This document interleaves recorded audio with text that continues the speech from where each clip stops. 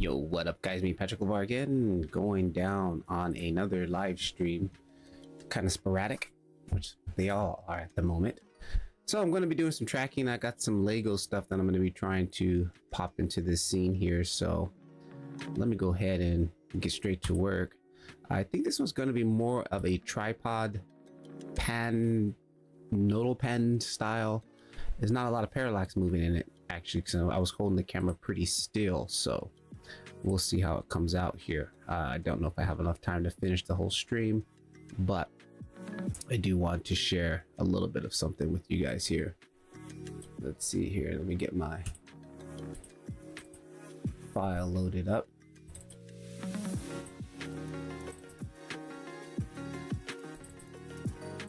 Alrighty. So the first thing I do, I'm going to convert these into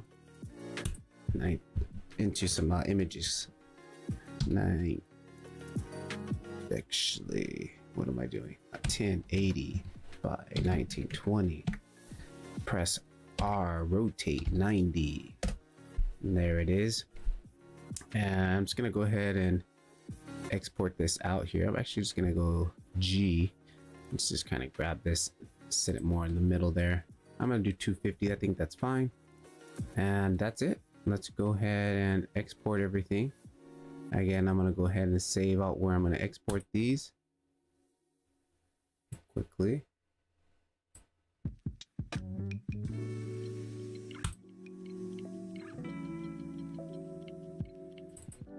Got a special folder, put all this stuff, keep it nice and intact. These are going to go footage. They're going to become photos. We'll come in here, photos, render. And then I'm just going to call it Lego underscore hashtag. It's important to throw the hashtags on there so when I render it, I know what frames, so I can actually, if anything crash, I can continue to. This time I think I'm going to actually I'm going to do what I normally do. I'm going to do OpenEXRs, half float, and DDWA, because I was going to do MPGs or PNGs, but the file sizes are actually bigger than these OpenEXRs and they hold more data. So okay, I'm gonna go ahead and render animation. We love Forrest, nice content, keep it up. Hey, thanks a lot. I'm trying to, I was super busy with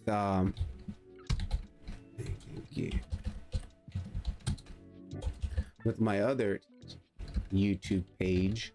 Had a bunch of reviews I had to do, so I was a little frustrated that I couldn't play in 3D land because I had to finish up some other lighting product reviews. But got that finished yesterday and back on it today. I missed a couple of days of my modeling challenge, which I think I'm on day 13, and he's already posting I think day 15 today, so I'm like about a day behind, but it's no big deal. I'll catch up. Let's get this video exported out here. The goal or the plan is to kind of I built this Lego tower with my daughter playing Legos today, and I saw this Peter N. Winsler video where he's basically came to Japan, and he shot a bunch of shots, and he's been playing with Legos. So he's been compositing Lego structures into his VFX, and I'm like, that's perfect for what I do, because one, my daughter loves Legos. Two, I live in Japan and I'm constantly doing tracking, so this just gives me something that, another challenge to throw some Lego. I'm always struggling to like, okay, I'm gonna track something, what do I want to put in the track? I always struggle, like, what should I put, text or something? So the Lego structures is actually very cool, and I made a little Lego structure with my daughter this morning, and then I jumped into this Lego Mega Block or something like that software, like you basically can build Legos in 3D, and I built the exact same structure, which was awesome, and then converted it over to a Collada file, then into an FBX file, and then imported it into Blender. And now I'm gonna import it into a tracking scene. So this is my first attempt at it. Once I get the whole process down, I think I'm gonna go ahead and put together a full tutorial to get the whole thing going. 250 frames, that is complete. All right, let's open up a new file. I'm gonna go VFX, don't save that.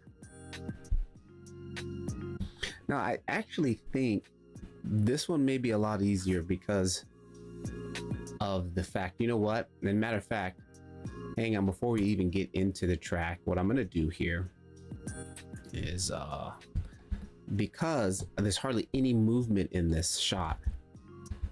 Where is it? F. Let's go ahead and open up FSpy. And now that I converted my video to images, I can easily load up one of the images in here and it get me into the right ballpark as far as perspective wise goes. So let me quickly grab one still image from the file that I just rendered.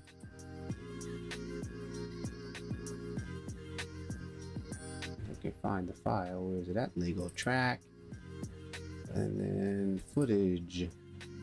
So I'm using multiple monitors, so I have this one off screen, but it's nothing fancy. Okay, here we go. I'm just gonna grab one of these frames. I'm gonna grab frame 002. Oh, you know what? I don't think this opens up. Yeah, this does not open up EXR files. Okay, so how am I gonna do that? I gotta convert an EXR file to a PNG file. That's the only downside with doing the EXRs. Okay, so hang on. What I could just do is, that totally sucks. I'm just kind of wasted a step. Hang on, I'm just gonna basically bring back in. Let's go back to new file, video. Should have did that before I actually closed it. I didn't even think about that. But oh well, no biggie. Go ahead and then load in the video again here. Go to load movie, and I'm just gonna rip one frame out of it, so it shouldn't take that long at all. All right, I don't like to do that on screen there. Let's get that off, and just in case there's some really smart hackers out there, which I know there are, and you're just giving them extra data that they don't need to know. Let's go. Okay, video. Here's my video file. Load that in one more time. Again, 1080 by 1920. Rotate to 90. Enter. Didn't do it. Rotate 90. There it goes. Export frame. I'm gonna go 2. All I need is one frame. So end on 2. And this time I will set this to my folder. Again, let's back that up.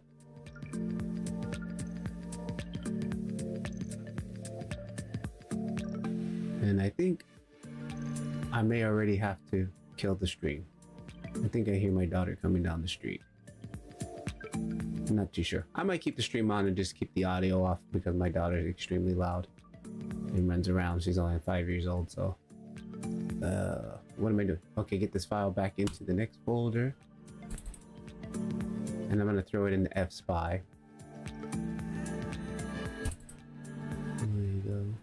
Footage, photo, and we'll say FSpy.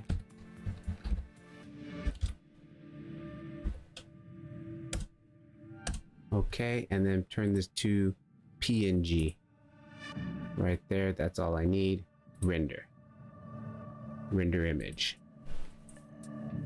There's a file. That's all we need. It was one. Go ahead and export this, save as a copy just in case. Again, saving this over and over and over. I think by now I should have. It doesn't show it. So annoying to have to keep going back in and out of my folder. I do have a special folder I can jump to, but within that folder I still don't have this saved here. And I have multiple hard drives, so going through all that. Come on, where is it at? There it is. Lego track.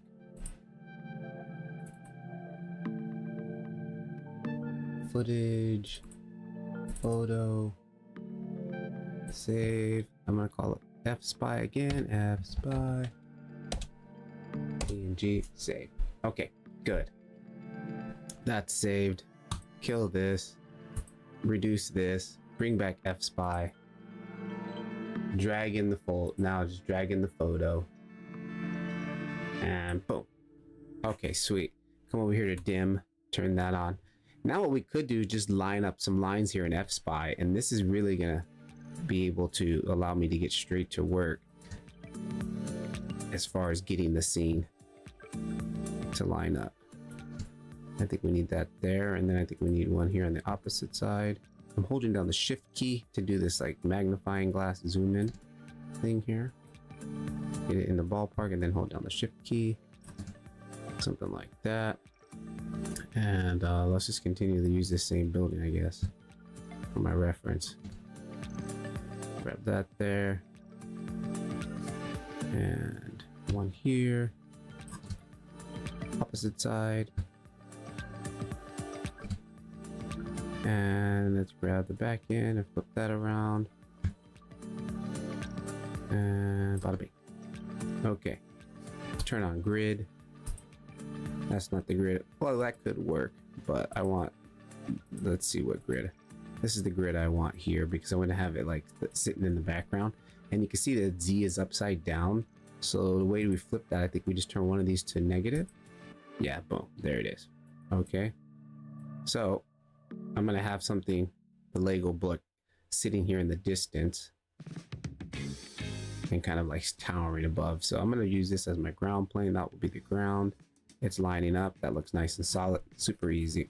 It's actually nice with Cinema 4D. They actually have this inside of it, not F-Spy, but a form of this where you can get your camera to the orientation within inside of it.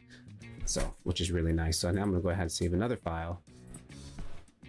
And then go ahead and save this with the rest of my junk.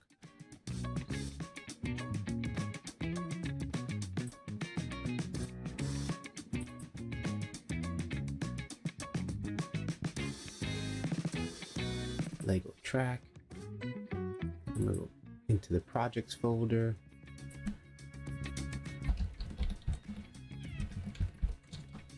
All right, save that there. All right, sweet. Now we can close this. Now we can go ahead and open up. Which one am I going to use? For right now, I'm just going to use the standard Blender because I normally use Blender Octane. I've been really happy with Octane. I'm going to set the track up inside of here. You know what? I might as well just use Octane. Why jump back and forth? I'm just go ahead and load up Blender Octane. That's one thing I love about Blender.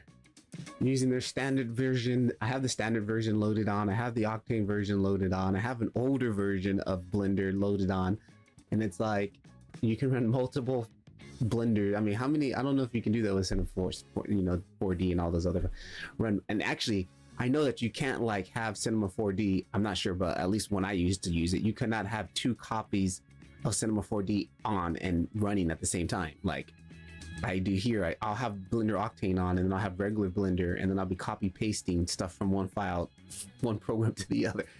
Like, I don't think we can do that. Okay, so boom, we're in a fresh, clean file here. What I'm gonna do is go ahead and I'm gonna delete. I have a camera in here. I'm gonna go ahead and delete that camera, and I'm gonna go ahead and delete that light. These two things here, I'm gonna delete. I want to keep my guy for reference, and then I'm gonna go ahead and import in the F-Spy file. Okay.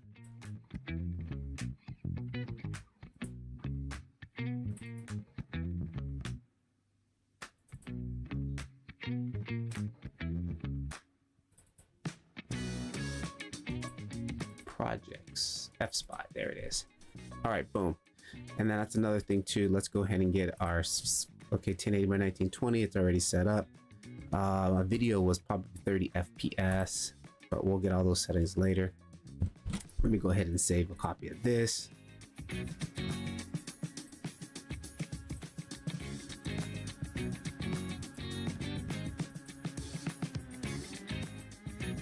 Projects, DaVinci, Blender.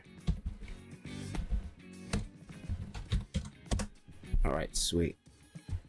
All right, so there is my guy down there for reference. And how should we go about this?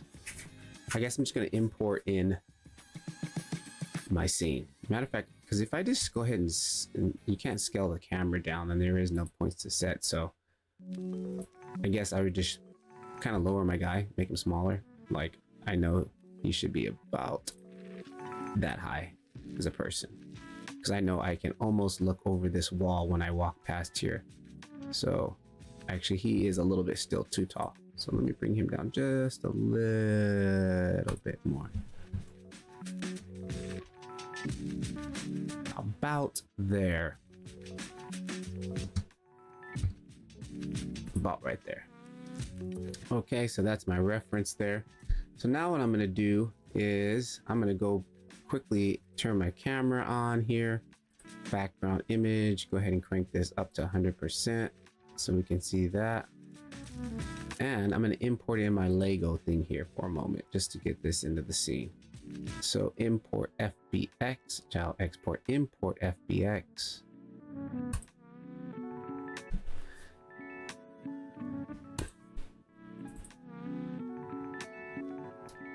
And Lego stuff, FBX, and it's not there. What is up? Okay, you know why? I know why, because I didn't save it in there. Let's go ahead and delete this folder. It's actually in Collada files. FBX, there it is. Boom, and it's massive. That's cool though. Let's go ahead and shrink. There's an orange. I think there's also a light in here too that imports in with it. Yeah, there's that light. Kill that light. Don't need that light. And then model. Zoom back in here. Go ahead and select, not that. I want to select the model. Select hierarchy. Go back into my camera view. And let's scale this. It's gonna be pretty massive, right? Because it's supposed to be a tower. So what I'm thinking about is having it sitting here, and let's go ahead and maybe something like this. It's gonna be sitting back here in the distance, like that, a little bit taller, in between these guys here. Actually, maybe kind of sitting over here. And we'll have just the top peeking out there, kind of something like that. So I wonder if I should just leave it massive like this and kind of, well, that's too massive. So this is all trial and error. Again, this is how I figure stuff out. So I think maybe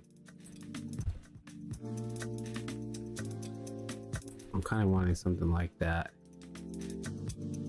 Maybe like that. And then what we're going to do is put a mask here. I'm trying to find an area where I don't have to do too much complicated masking. Like all of this stuff here is going to be complicated. This is a quick, easy mask out right here, or even maybe in between here would be a nice, easy mask. One thing I wanted a little bit of the more of the base to show through, but I think we're just going to have that part there because the tip, this part here is so tight, so tall. Okay, we'll go ahead and save that. So these things already come nice and textured already. Look at it, it's got like the textures, the actual color blocks that I chose, and which is nice. Look, it's even got the logo on there, Lego logo. And what's even nice, I don't have to convert them to like Octane materials. They're already ready to go. So I can just throw on the render right here, and boom, there it is. Like it's all ready to go.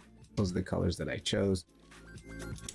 But I want to do what I need to do here. Let's go ahead, and what I'm going to do is just get it, probably going to just match the color, match the sun, get the lighting matched properly, and then probably come back, do the track, to playing the tracker.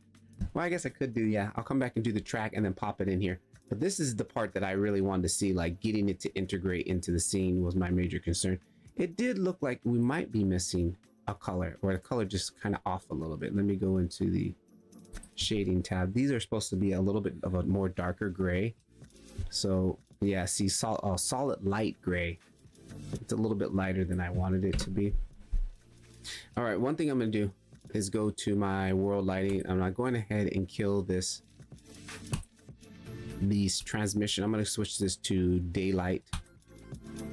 And on the video, I got to figure out what time of the day it was, because with Octane, which is really nice, I can put in the time, longitude and latitude, and time, day and month, as you can see here. Where is it at? Let me grab it. Hang on, I don't need this stuff here. We can go ahead and kill that. I think it's a sun direction. Yep, sun direction. I can plug this into, I think it was the sun direction. And then I know my longitude and latitude for where I live, 34.6937 by 135.5023. Month, what month is this? July 7th. Today is the 17th. Local time. Now I gotta figure out what the time was on the video that I shot, which is easy to find out because if I go to the metadata on the actual video, let me click on that file really fast. I can right click properties, and on my video here, boom, here's all my dates. So the video was created on the 17th at what time? Created at 5:04. No, that was a file. Let's see, details. Right here, right, modified media created at 3:35 p.m. local time 3:35, which would be 15:35.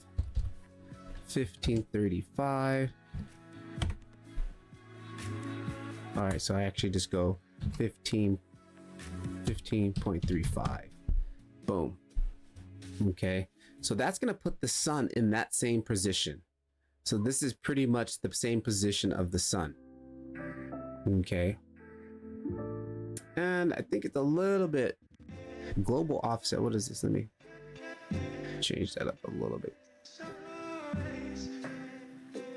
I can easily change this here. Global GTM offset.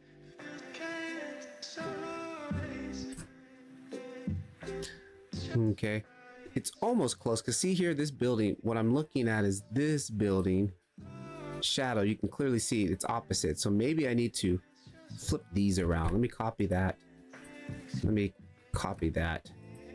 and let's come in here and go Windows V. I click Windows V. I'm gonna go 135 there, enter. No, that only goes to 90, so no, I had it correct. All right, 7:17, 5:15, 30.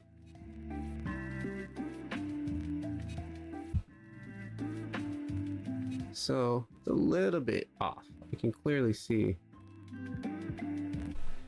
especially on these buildings here, we can see here and here that it's coming from this other side. So I just need to make a small adjustment here.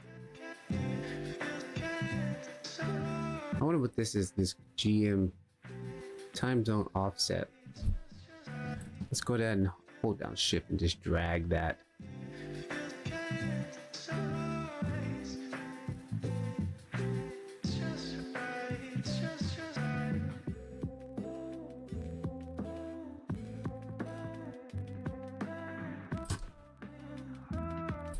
Go to 0. Go -9. There it is. Okay, minus. There it is. Boom. So we got the sun is coming from the same angle there. Hang on here quickly. Let me change some of my settings on my thing. 100 is way too much. Let's go to 10. And let me quickly bring these guys down to 4. GI clamp to 1, just so I can get a little bit of better performance in the viewport. It's really lagging, and plus I'm screen recording also, so it's also a little bit laggy. All right, So let's see what happens if I keep going minus on the GM here.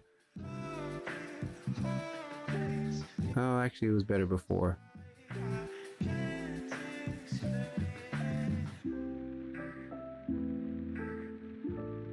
There it is. -8 I think is even better. -7. Ah, -7 is getting... -7.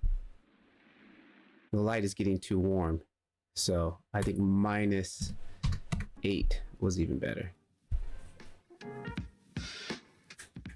About there.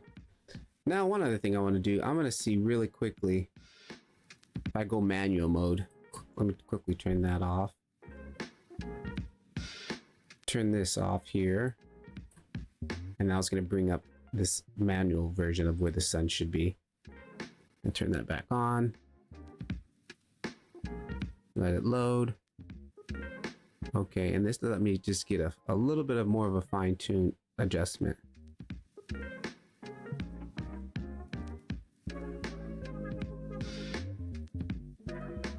I think more like that. There we go.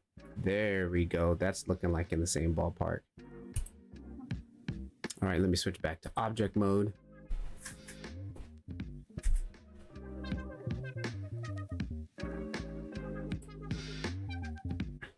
Okay, I like that. Let me go ahead and save. And now I'm going to go Control B. I'm going to make a small little selection here just so it's not rendering out so much. And I'm going to turn the rendering back on. And the light grays, that's a little bit too light. I love this. It even puts the name in there, solid light gray. That's awesome. So what I'm going to do is just bring that down a little. It's a little too close to white. Let's go with value 0.8. Enter. That's opposite. Actually go 0.4.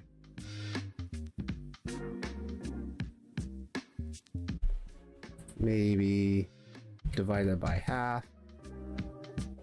There we go. That's more of the gray that I was using. And then this other part here on this other tip, this was actually black. Solid black, and you can clearly see this has like a blue tint to it. So I'm going to bring that saturation 0. All right, there we go. That's black. Actually still a little bit low. We can bring it even, probably even bring that down more. Maybe something like down here. I don't want to make it pure black because nothing is pure black, you know, real. All right, then these little dome caps here were also a matte chrome silver here. It says silver. So what I'm actually going to do, which is nice, I'm actually going to go ahead and give that a metallic material. Let's go ahead and control this over here.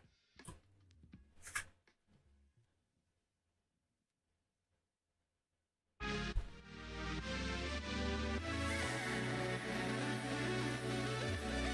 gonna give this a material here. I'm gonna go ahead and turn this off one more time, reset it.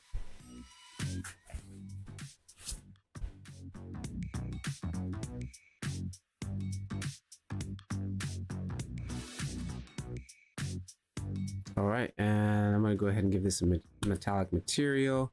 I'm gonna crank that up to 1.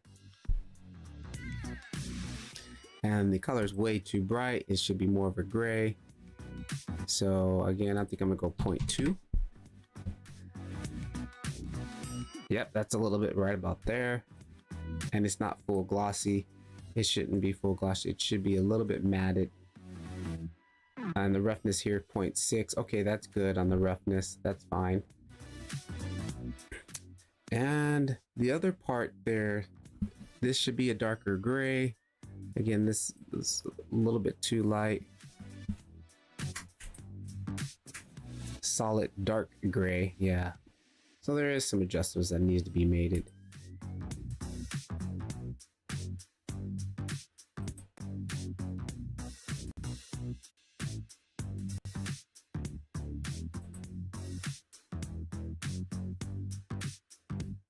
It's maybe a little bit too dark.